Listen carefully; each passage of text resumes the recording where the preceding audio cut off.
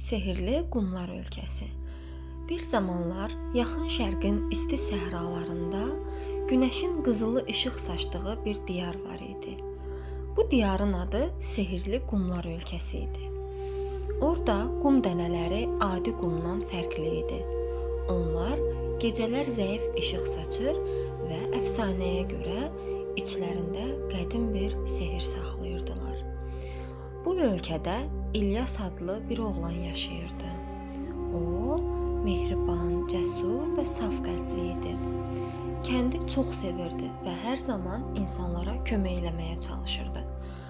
Lakin son vaxtlar kəndin üzərinə bir qorxu kölgəsi düşmüşdü. İnsanlar gecələr çölə çıxmağa cəsarət etmirdilər. Çünki Zəl adlı qaranlıq bir cadügər səhranı qorxu ilə örtmüşdü. Zəl illər öncə qovulmuşdu, lakin indi yenidən geri dönmüş və sehirli qumları öz qara sehrinə bürümüşdü. İnsanların ruhlarını oğurlayaraq onları kölə kimi öz qaranlıq qalasında saxlayırdı. İlyasın atası da o qurbanlardan biri idi. Oğlan atasını və digər kənd sakinlərini xilas eləmək üçün uzun və təhlükəli bir səyahətə çıxmağa qərar verdi. İlyas səhər tezdən yola düşdü. O, nənəsinin ona verdiyi sehirli xurcununu da özü ilə götürdü. Bu xurcun içində sehirli qumlardan bir ovuc, bir ədəd parlayan mavi daş və nənəsinin dua etdiyi bir tilsim var idi. O, səhranın dərinliklərinə doğru irəlilədikcə qumlar qızılı rəngdən qara rəngə dönməyə başladı. Qaranlıq Qumlar Vadisi adlanan bu yer Zəlin gücünün ən çox yayıldığı məkan idi. Burada zəhərli ilanlar, qum cinləri və şər qüvvələrin yaratdığı qara tufanlar var idi. Lakin İlyasın ürəyində qorxu yox idi.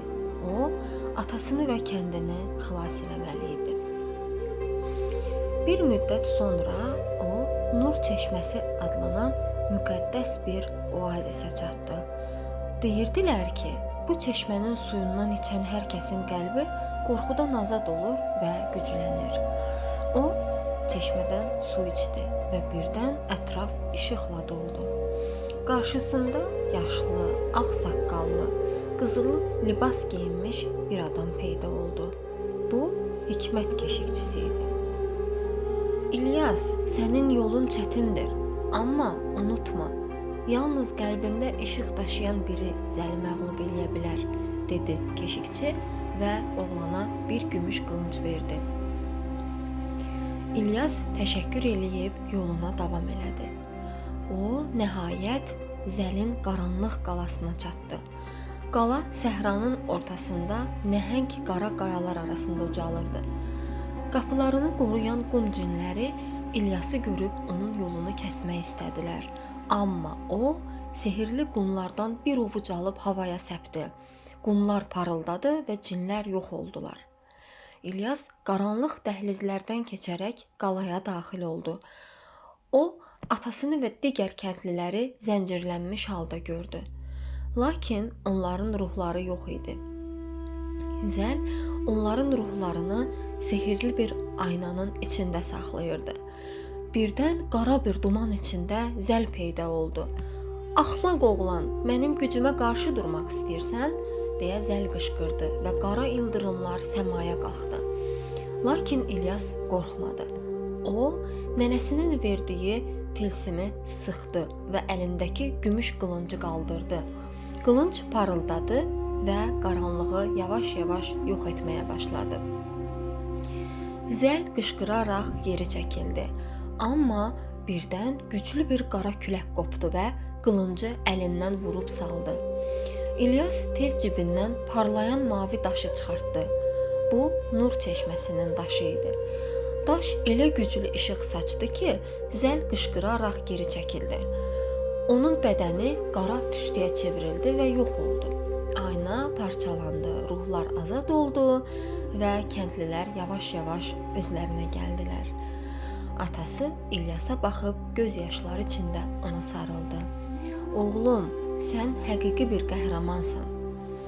İlyas kəndə geri döndü və insanlar onu böyük sevinc və minnətdarlıqla qarşıladılar. Qara qumlar yenidən qızılı rəngə döndü. Quşlar oxumağa başladı və sehirli qumlar ölkəsi yenidən öz işığını tapdı.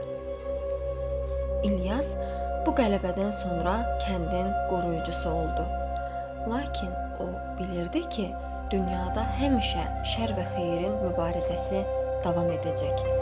Amma bir şey həmişə yadda qalırdı. İşıq qəlbində olduğu müddətcə heç bir qaranlıq səni məğlub eləyə bilməz. Nağılın sonu.